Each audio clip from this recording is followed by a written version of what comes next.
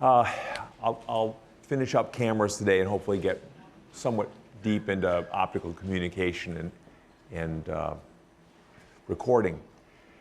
So where things stand with cameras, the basic idea is pretty straightforward. I talked about this on Friday, that classic camera lenses use refraction to create real images of the scene in front of them. So they take the light that's coming to them from that scene, they bend the light so that light from any given point in the scene hits a certain point in the real image, and you just put some sort of image sensing device in the real image, something that knows whether light's hitting it or not, and you get an image, a photograph, a movie. Any questions about the basic idea of making a real image? Again, it's real because it's a pattern of light that you can put your hand in, you can put an image sensor in, and that's as opposed to a virtual image, which forms, and I should say, real images always form on the far side of a lens, so that if the object's out here, I could turn them on. If the objects are out here and the lens is this guy right here, the real image forms on the far side of the lens. We can look at that in a minute. That's as opposed to a virtual image. So you're seeing a virtual image of me. The virtual image is forming on the same side of the lens as I am. It happens to be located, if you just sort of follow the bending of the light rays, it's located behind me, and it's an enlarged version of me. The other thing about virtual images is they're upright, so that I'm not standing on my head here to your view. This is just a magnifying glass, right? And I'm having fun, but the image is upright. My head's obviously on top when I'm live, and it's on top when it's in the virtual image, so it's not flipped. That's in contrast to the real images, which are flipped upside down, and that by some measure they're flipped left to right as well. It depends on sort of how you look at it, the left-right thing, but it's certainly upside down.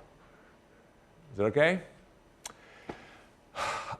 Having said that, then there are some other final issues to talk about with cameras. One of them is that not all lenses are identical, and they come often in telephoto or wide angle and everything in between. So if you've ever taken photography more seriously in a cell phone, you'll discover that there are lenses that effectively concentrate on a very small part of the scene in front of them and blow that up to large size optically. It's not a digital process at all. It's rather the image is large compared to that formed by other lenses. On the other hand, there are also lenses that form very small images and therefore collect a scene that's very broad and manage to put the whole scene on the image sensor and build the whole scene into the photograph.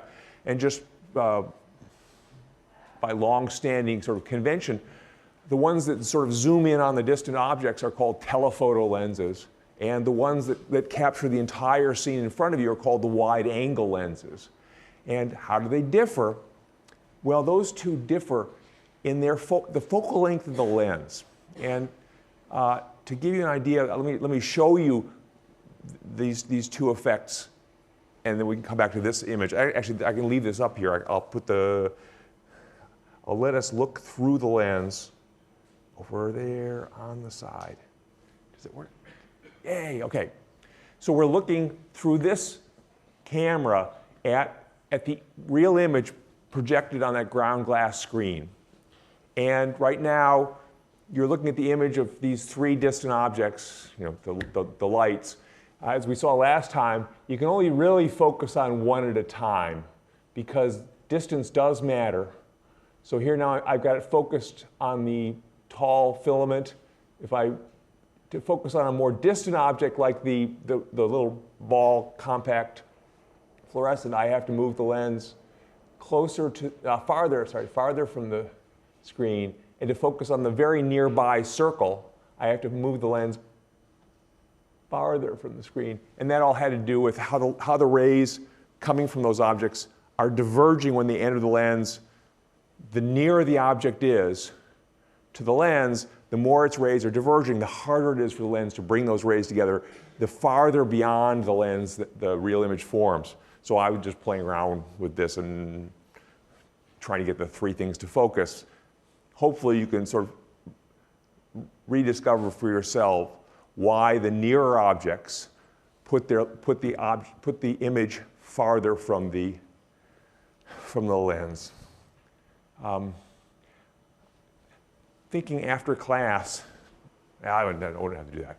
Okay, so this is a 30 centimeter focal length lens. What does focal length mean?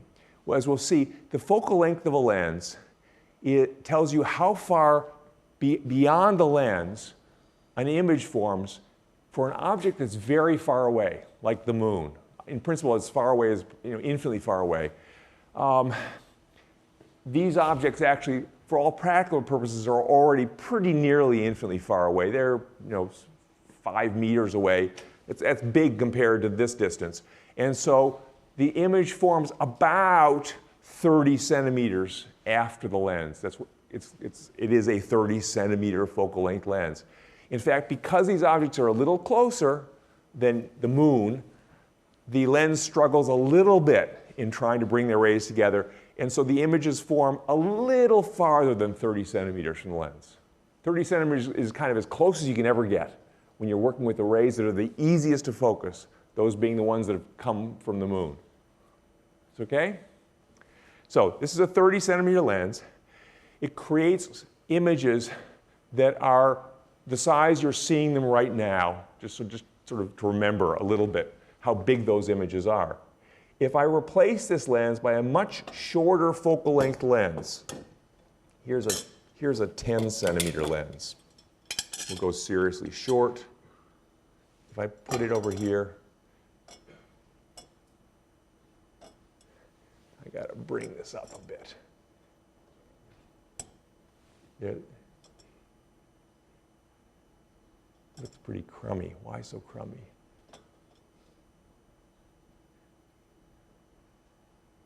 Why am I seeing two of them? I seem to be seeing a reflection off the table. One of them's a reflection.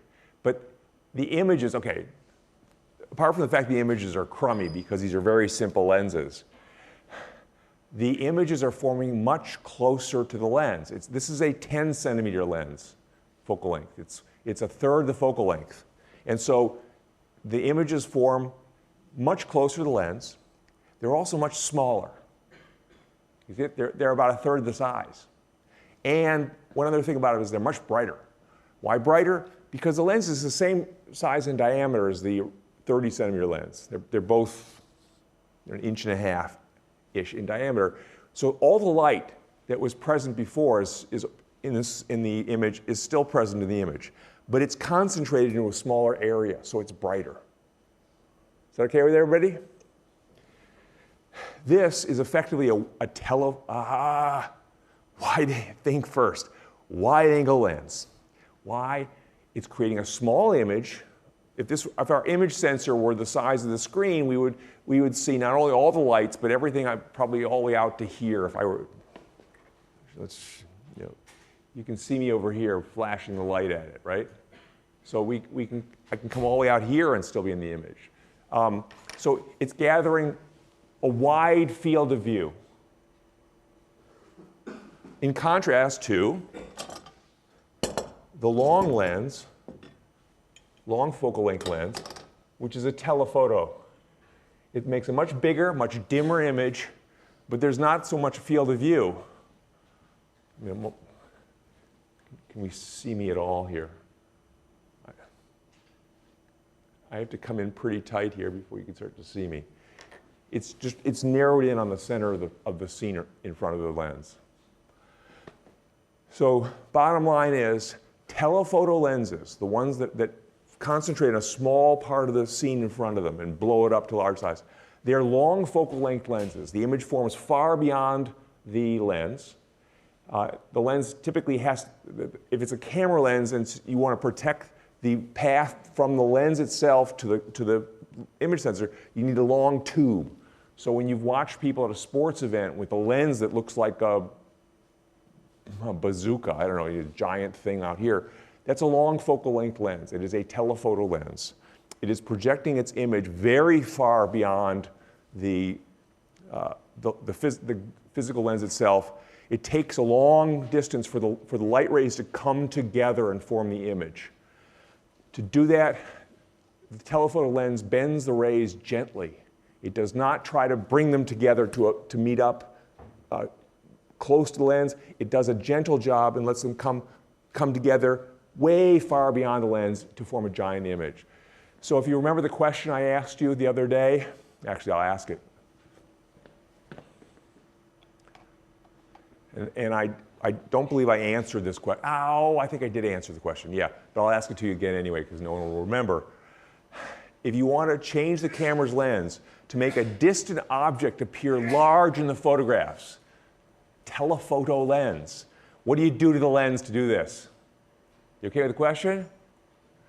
How many think you increase the diameter of the lens to make the image bigger? How about decrease the diameter of the lens? How about increase the curvature of the lens so it's more like a ball of glass? And finally, how about decrease the curvature of the lens? Yay, it is decrease the curvature of the lens. The telephoto lenses are typically thinner. They don't look like Coke bottle lenses. They're thin to the point sometimes when you look at them you can't tell that they're focusing at all. They gently bring the light together. It takes a long distance for it to come together to make the image. The image is giant. The image corresponding, however, is dim. So how do you fix that? Dimness means that the image sensor may struggle to get enough light to record a photograph. So how do you compensate? Make the lens also large in diameter. So it's gently curved and large in diameter so it collects enough light to make a bright image that the sensor can deal with. So that's the reason why when you see, again, the sports events, not only do they have a lens that's quite long to be a telephoto lens, but it's also quite large in diameter to collect enough light. Okay, I can go back then to this observation here with what's called the lens equation. It's sort of a remarkably simple, although it's got divisions in it, but it's a remarkably simple relationship between three distances. One of them is the distance between the lens and the object. It's called the object distance, just to give it a name. The image distance is the distance between the lens and where the image forms. So here's the object distance from my candle to the lens. The image distance is from the lens to the image of the candle. And it turns out, it sort of just falls out from a simple calculation having to do with how lenses work, which we won't do, of course, the calculation, that the sum of those two reciprocals is the reciprocal of the focal length. So focal length is a characteristic of the lens itself. When you buy the lens, it has a certain focal length. And if you know what the object distance is, and you know the focal length, you can calculate where the image forms, or any other possible arrangement of this. Just to point one special case out, if the object is super distant, like the moon, that object distance is so big, it's this 1 over that huge distance just goes away, it's 0.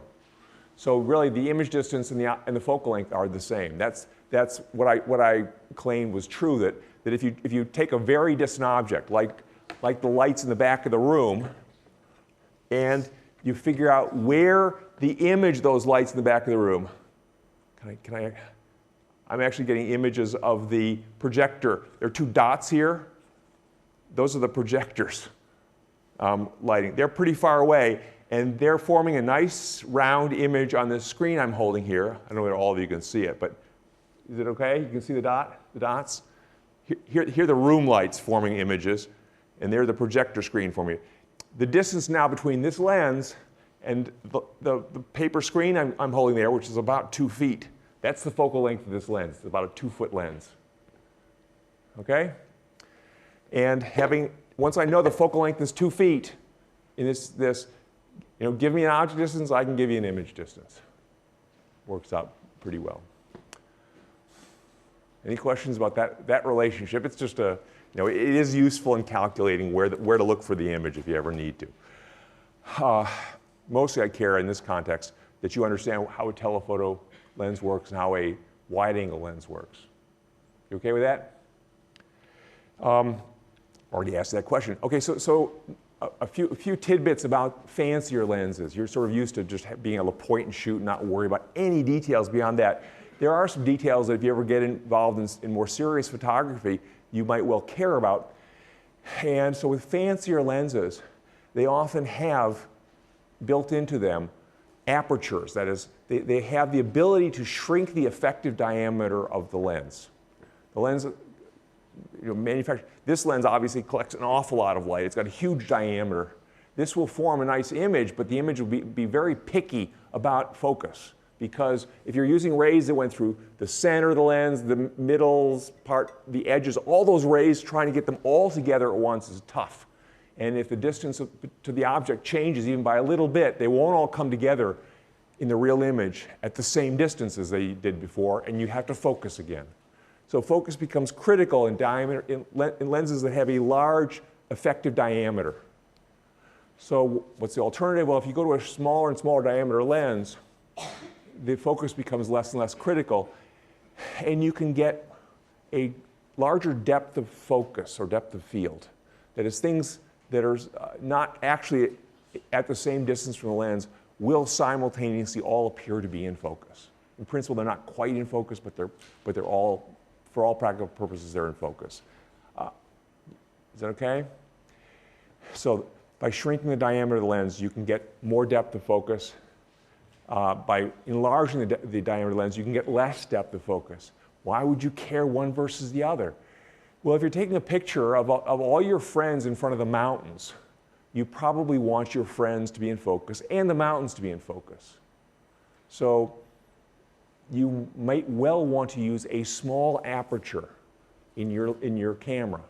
And even pretty simple cameras these days secretly have the ability to change the effective diameter of the lens, and they can pull this stunt off. So when you take, if you've got any option in this, there's a setting like for scenery setting, typically it's a little mountain. What you're doing is you're saying, camera, please use a relatively narrow aperture. And I showed you last time, the apertures often look like a device like this. I guess, let me look, I'll show you, look down on this for a second. Document camera. Yeah, so here's an aperture, and this is the smallest it can go, and this is the biggest it can go. And so by shrinking down the aperture in your camera, it gives you better depth of field. It brings your friends, the garden in front of the friends, the mountain way back in the distance, everything's in focus. So that's obviously desirable for scenery shots. On the other extreme is, suppose you're taking a portrait of somebody and you want the person to be in focus and you want the background to be all fuzzy. It's a very common way of taking a portrait. You don't really want to have the distraction of all that stuff behind the person, and in which case you use the largest diameter lens you can. You open the aperture up wide, and you might even, if you've got the opportunity to change lenses, you go to a lens that's extremely big in diameter. Might cost a fortune, but portrait lenses often do. Because they're very big in diameter, they're exquisitely sensitive to focus. You got to focus on the person. Some of the lenses are so crazy sensitive that their nose will be in focus and their cheeks won't be. You got to be a little.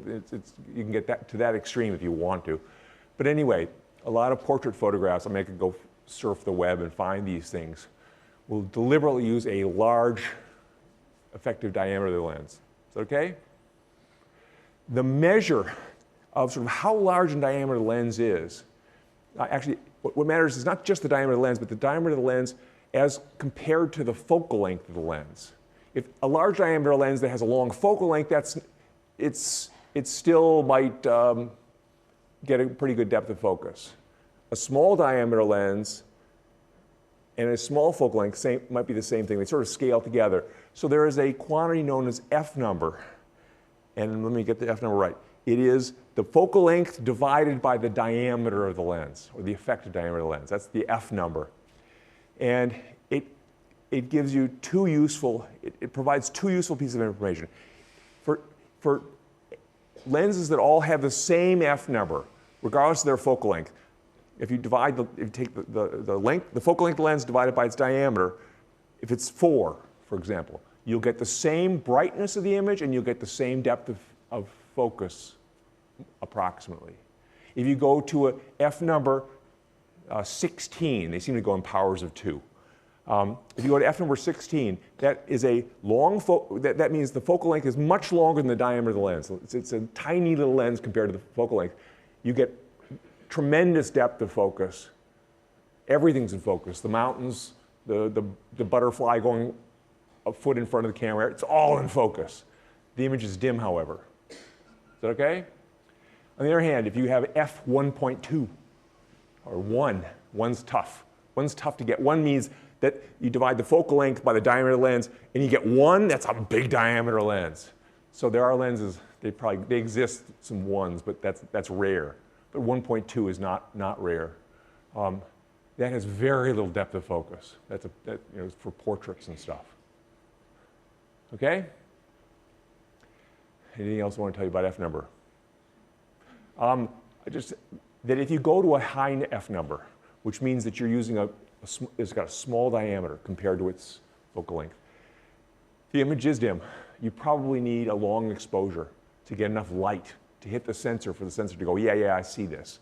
The sensors have gotten more sophisticated, more light sensitive as the time has gone by, and so that's less critical than it used to be in the days of film, where you really had to be picky. The film's pretty picky. You want to get the right amount of light on it, more or less is bad news. So you were very careful back in the day.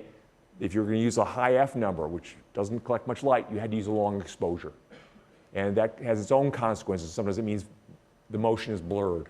If you take a photograph of people running by you with a high f number, they smear across the screen and across the picture. Your cameras now, a lot of these are so automated that you just don't even notice this is happening. But you often do at least have the opportunity to suggest to your camera or your gadget. So keep in mind that if you want to take a portrait of somebody, you probably want to suggest, if the camera's capable of it, open its aperture up. Use the whole lens. Blur out the background. And if you were taking a picture of a mountain scene, some scene where you want everything to be sharp and clear, go to a small f number. Coax it that direction. Small aperture meaning high f number. Any questions? All right. 2 more things to talk about before I finish. Is these lenses, as you're seeing, these lenses are, I'm going to turn this off because I was tired of seeing it. These lenses are very simple spherical lenses. Spherical meaning that they're sliced right out of they're effectively sliced out of spheres of various sizes, spheres of glass. Of course, they're cut off and slapped together, but they have, the surfaces themselves are spherical in shape. Spherical lenses are very easy in principle to prepare. People know how to do these hundreds of years ago. You basically make the lens and you rock it back and forth. You cut it roughly and then you rock it back and forth in a polishing system, and it's just moving through the spherical surface being all spherical the same way, rocks back and forth nicely in the opposite part of the sphere and polishes beautifully. So it's very simple to make. However, spherical lenses are imperfect. The images they form are not perfect. You can see that. They were sharp toward the center, maybe, but the edges get real fuzzy and irregular. So these are problems. They got names, spherical aberration, and so on. There are fancier lens structures, some of which are called aspheric, which try to do better than spherical lenses, just to get started. So some of the things that you can play with to make better lenses. The first one I'll mention in a second. The idea that you can get an adjustable focal length, so you can get a lens that can vary from telephoto in character to wide angle in character and everything in between. That's pretty convenient. That's now pretty common. Another problem with these simple lenses that are made of one piece of glass is that they have color problems. Dispersion shows up, right? In any transparent material, the classic transparent materials, the blues travel slower than the reds, and they bend differently, and they get separated. So these lenses that have only one piece of glass, they don't focus the red at the same place they focus the blue. And so dispersion place, there's a chromatic aberration. So to fix that, the simplest and the classic approach is to use two different kinds of glass and to make a lens out of two pieces glued together. It's called an achromat. And there's a way of using one of the materials with a certain dispersion character to compensate for the dispersion in the other material. So two lenses together, you get one lens. Of course, it's much more complicated to make and to assemble, but you get no color problems or negligible color problems. And so this is crucial to photography. Once you get color or otherwise, you get crummy images if you try to use a single piece of glass. There are glasses that have less dispersion problem than others, and those are very expensive glasses. The L series lenses, sometimes when you see people wandering around with fancy cameras and the lens is, instead of being black, it is beige. The beige lens, that's a badge of honor to have that, or to loft, I'm special, haha, I've got a beige L series lens. Those are low dispersion glass. So they're getting better color properties, and they want to make sure you know that. Okay, and then they paid $2,000 for their lens, that kind of stuff. Okay, so dispersion is a problem. I should say that everything I'm telling you about cameras shows up also, and I told you last time it's in your eyes. Your eyes have all these features in them. Telescopes do as well. So the McCormick telescope, the McCormick Observatory, the main lens of that observatory it's just a great big lens with a focal length of, I don't know, 5 meters or something like that. I haven't seen it for a number of years. I can't remember how long the focal length is. It's projecting it's like a super telephoto lens, right? It's just projecting a really big image. And you can either project that right onto a plate of photographic film or a sensor, or you can inspect that image with a magnifying glass. And the eyepiece is essentially a magnifying glass to look at the real image. So that's what typical telescopes are. And in this respect, so the lens up there projects the real image, which is inverted incidentally, and you take your eyepiece and you inspect it, that image, up close and personal. If you take the eyepiece out, you can put photographic film in there. Same idea. So far, so good? The lens up there is it's like this big in diameter. It's an achromat. It's two lenses glued together to get rid of the color problem.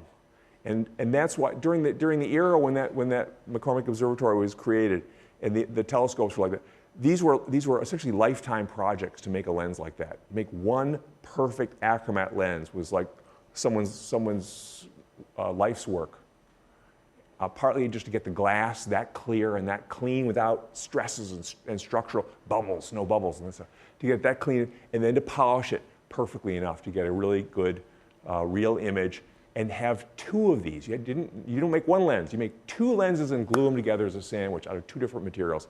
Super hard work. Anyway, that's the astronomy back in the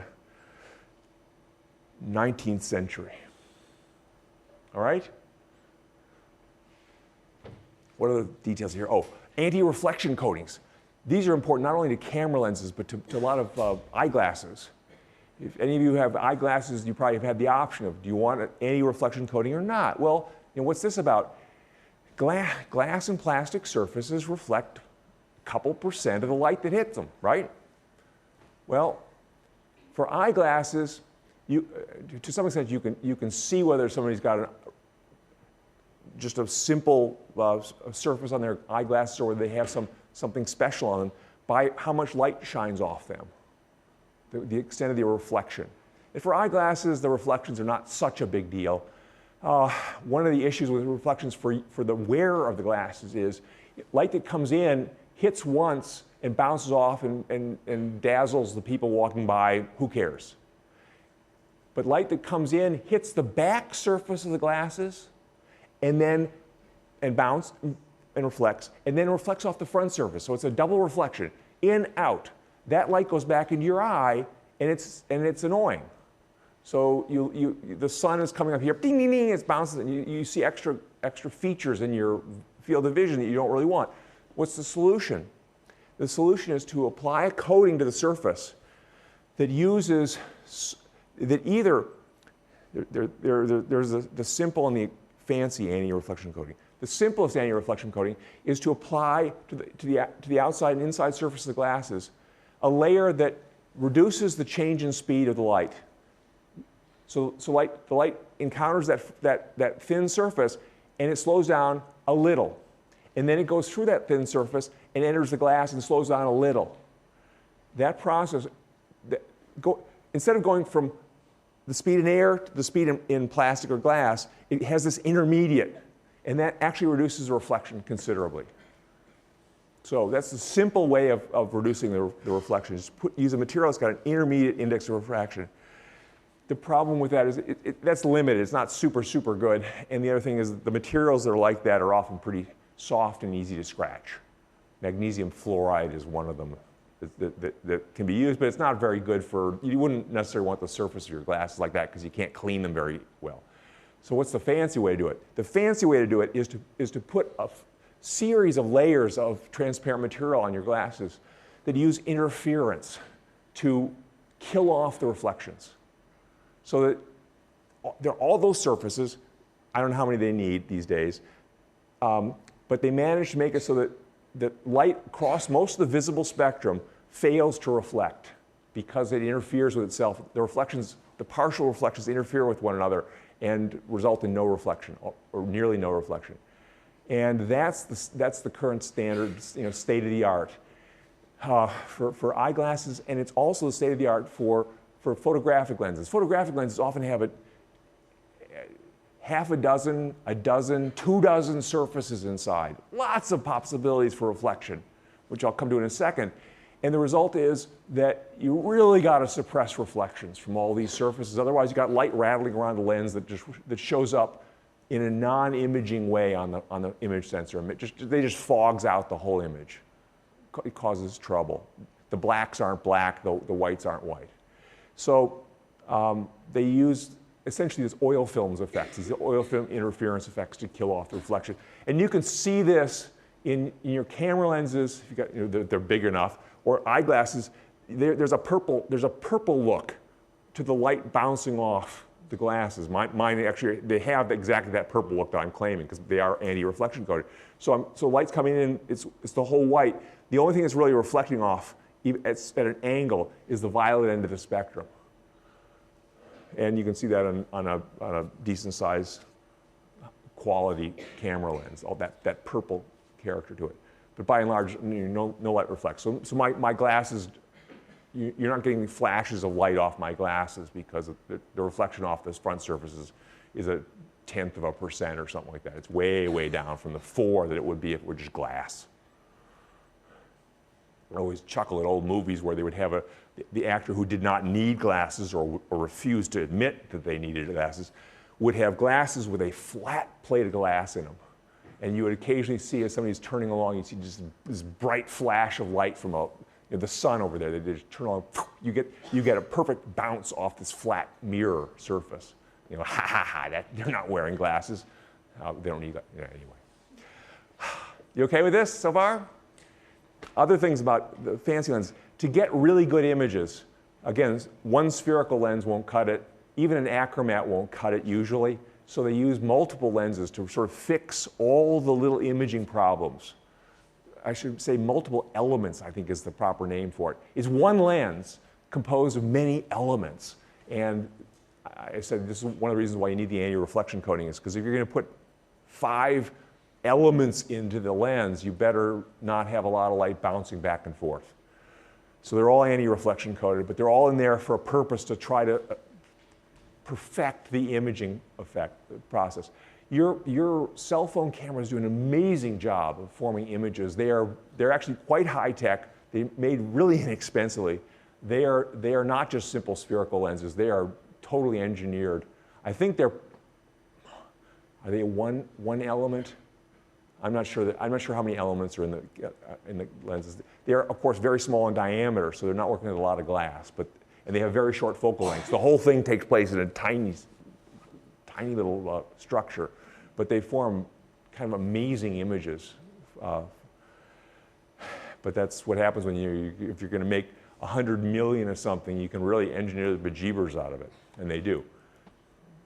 Okay, well, that's probably good enough here. So that's the story of camera lenses. One last thing to talk about, and then I'll leave cameras, and that is zoom lenses. A zoom lens effectively changes the focal length, its focal length. And it can go from being a telephoto lens that zooms in, you can zoom back to wide angle and capture a much larger scene. And the simplest, the conventional approach to doing this involves 3 real images.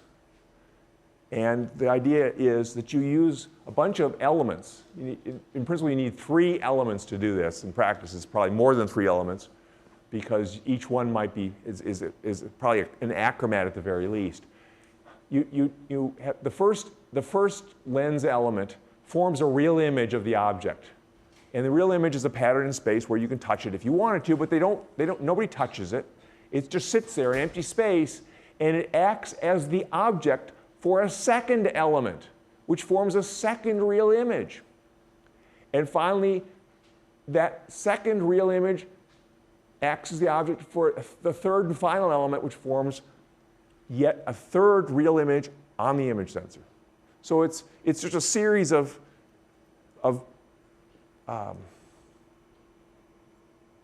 there's a word I was looking for, where the image is being projected one after the next and the next. The value of this approach is you have the positions of these 2 early lenses control, the first one controls the focus. Moving this guy around moves around where this real image forms, and ultimately whether this final real image is in focus. So that's the main point, is moving this first lens element allows you to focus the lens. And a lot of zoom lenses, if you've got a big fancy camera zoom lens, the focusing control is at the end of the lens chain. It's on the part closest to the person you're taking a picture of. Sure enough, so you're moving that element in and out to get focus.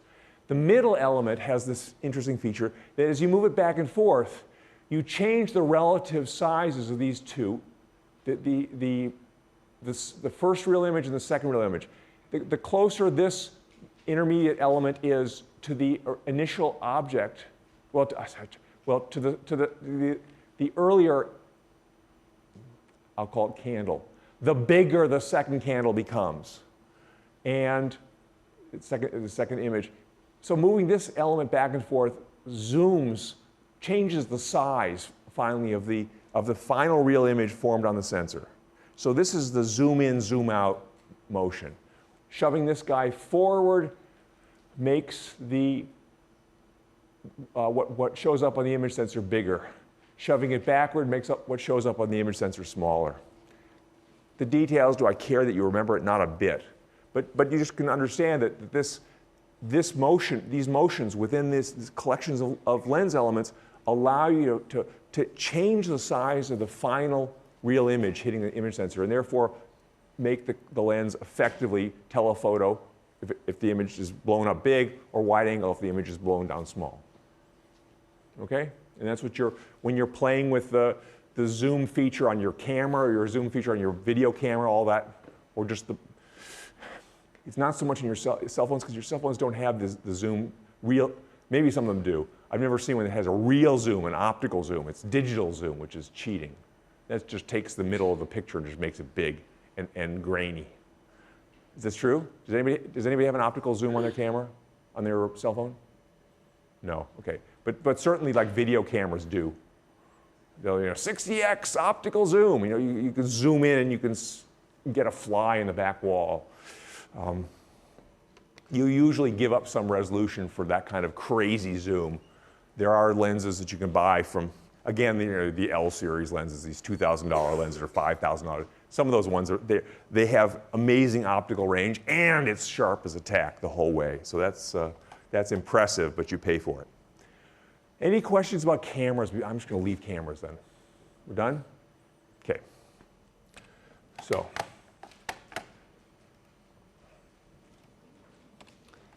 optical recording and communication. So yet again, we can use light to do something interesting. And this time, instead of forming images and recording them the way a camera does, we can record data, or we can pass data along. And part of the story here is the whole idea of, what are you passing along? What do you mean passing along data? So, optical recording. I'm going to skip that. What I'm going to go after are these things. So optical discs, they can record an awful lot of stuff. CDs, DVDs, Blu-ray discs. These become less interesting to you all as streaming gets more widespread, but still, you guys still use recording discs anymore? Anybody, you guys use them? I guess sort of, maybe. It's kind of amazing what goes on. I should talk about vinyl. They're coming back. Vinyl records. Woo! I used to do that actually. Okay, so and cassette tapes. I never did 8-track tapes. That was even I wouldn't say it was before my time. It was definitely before I taught about these things. Okay, but optical discs still have some value. They can store an awful lot of information, and they play it back perfectly. So part of this is just really related to the idea that the television 50 years ago was imperfect. Not only did it not have amazing resolution, but it had noise to it. So if you look, and you've seen this in movies if nothing else, if you look at old television images, or actually you still see the old television recordings showing up in the coverage of some event during the 60s. It's got a lot of noise to it. Visual noise. What's visual noise? I mean, not only do you not have wonderful resolution, where you've got billions of pixels, but you've got randomness of color and brightness thrown in, overlaid over the material that you can't see it. So see it well. You guys missed all the fun of things like in the days of broadcast television, the old world. When an airplane would fly overhead and reflect the wave back at you, you get partial wave stuff, you get interference effects. It's all gone, Those used to show up as ghost images on the television. So you'd see Walter Cronkite there giving telling you the news here, and about an inch to his right would be a ghost Walter Cronkite, the reflection off the airplane, giving you the news also. So that, you missed it. Too bad. I'll talk about, to some extent, what's happened to all this way of presenting audio or video or everything else. And let me just go right into the issue of digital transmission, because this is sort of the central thing. Hopefully you've wondered what's the difference between analog and digital. You've heard so much about digital. Analog, you've probably heard of. What's the difference? And I can categorize things like the old vinyl records were totally analog, and old television was totally analog. Modern television and modern music, the MP3s or the streaming from pick your favorite streaming, Spotify, Pandora, whatever, totally digital. What's the difference? So if I succeed in passing on nothing else, let me try to give you an understanding of analog versus digital. So any of these, I'll pick music to start with. Music is of course sound, and you can record or transmit in some. You can send sound to start with. You measure the air pressure, say at the singer's, near the singer's mouth. The fluctuations in air pressure are the sound. That's what you hear with your ears. So far, so good? Okay. So a microphone senses those sound pressure variations. It creates an electric current that's proportional to the pressure fluctuations, away from the ambient. If the pressure goes high, the electric current goes strongly in one direction. The pressure goes quite low, the current goes strongly the other direction. So that current now is representing the sound. It's not literally sound. It's a current. It's electricity. It's not sound. But there's a one-to-one correspondence between pressure, which is a physical quantity, and current in the wire, which is a physical quantity. And whether it's current or voltage doesn't make a lot of difference. The story's about the same. Is that okay so far? So the current is representing sound in an analog fashion. Analog means that you have one physical quantity representing another physical quantity. One-to-one, perfect. So more current represents more pressure. Less current represents less pressure, and so on. They go up and down together. Is that all right so far? So analog representation, you're using a single physical quantity. And in the wire coming out of the microphone, where you've really got a lot, you can really sort of protect the current from any trouble. This is just fine. You can convey the sound beautifully as this current and not worry too much. But if you continue to try to convey the sound, for example, now you use a radio wave to represent the current, which represents the sound. So now the radio wave is representing the sound. And now you're sending it out in the great wide world as a broadcast. So the radio waves, say its amplitude. We've talked about amplitude modulation. The amplitude now of the wave is representing the amount of current, which is representing the pressure. And so the amplitude of the wave is giving you all the information you need to know to recreate the sound, and your receiver will do that.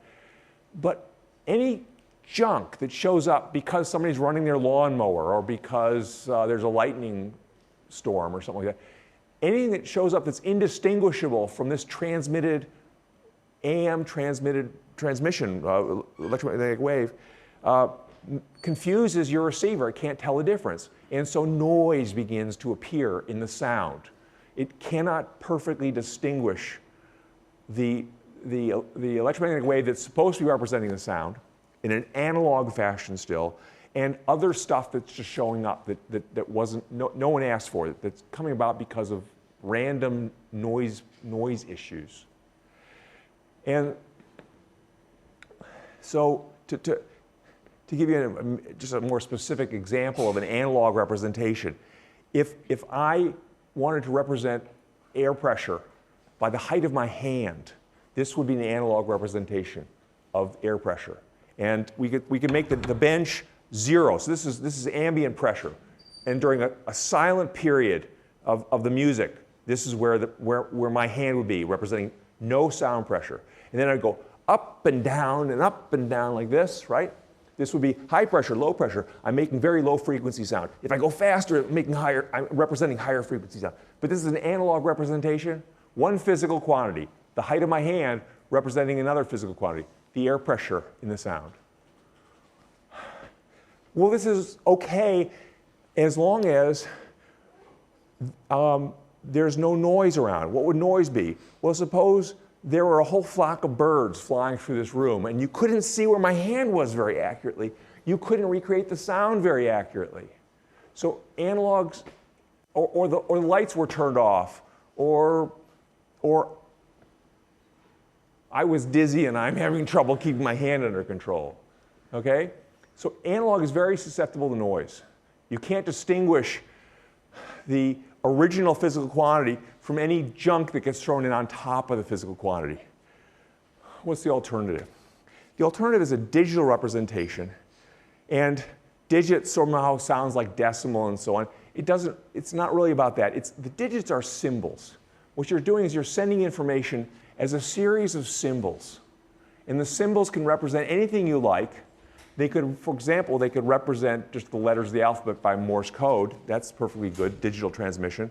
Or they could represent music as a long series of measurements of the sound pressure written out in decimal form as the pressure to 10 digits around the ambient pressure. And when you're using symbols, you're using many physical quantities to represent a single physical quantity. And so here, you can see this. Even if there were some birds flying through the room, you could still see this and would know it's a 7, I hope. You can see that, right? Okay.